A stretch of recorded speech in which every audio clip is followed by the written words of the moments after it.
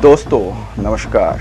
दोस्तों ये सवाल आज हर युवा पूछ रहा है कि कितनों को नौकरी दी सरकार ने। राहुल गांधी ने संसद के बीचों बीच सरकार से यही सवाल किया था और एक पल के लिए संसद में सन्नाटा भी छा गया था। सोचिए, जब करोड़ों पढ़े लिखे युवा बेरोजगार है तब संसद में भी इस सवाल का कोई जवाब क्यों नहीं है? ये सबसे बड़ा सवाल है। दोस्तों, क्या सरकार ने रोजगार के नाम पर देश के युवाओं को सिर्फ जुमले दिए या सच में कोई और प्लान है? वीडियो को पूरा देखिए और अगर आप भी बेरोजगारी से परेशान हैं तो दी लास्ट न्यूज़ चैनल को सब्सक्राइब करें और हमारी और अपनी आवाज़ बुलंद करें।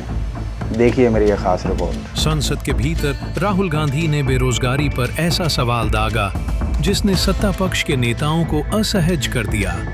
उन्होंने पूछा, कितनों को नौकरी दी सरकार ने? राहुल ने कहा कि मोदी सरकार हर साल 2 करोड़ रोजगार देने की बात करती रही, लेकिन हकीकत यह है कि युवाओं के हाथ खाली हैं। राहुल गांधी यहीं नहीं रुके। उन्होंने आंकड़ों के साथ सरकार को घेरा और कहा, पिछले 5 साल में देश की बेरोजगारी दर ऐतिहासिक स्तर पर पहुंच गई है।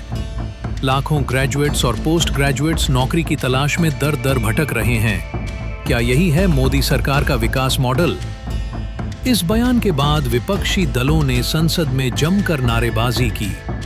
सत्ता पक्ष के नेता राहुल गांधी पर राजनीतिक एजेंडा चलाने का आरोप लगाते रहे, लेकिन राहुल का सवाल देश के युवाओं के दिल को छू गया। राहुल ने कहा, सरकार के आंकड़े और जमीनी हकीकत में जमीन आसमान का फर्क है। एक तरफ करोड़ों युवा बेरोजगार हैं और दूसरी तरफ सरकार की प्राथमिकता कुछ और दिख रही है। उन्होंने ये भी कहा कि अगर जल्द रोजगार के अवसर नहीं बढ़ाए गए तो देश का युवा सड़कों पर उतरने के लिए मजबूर होगा।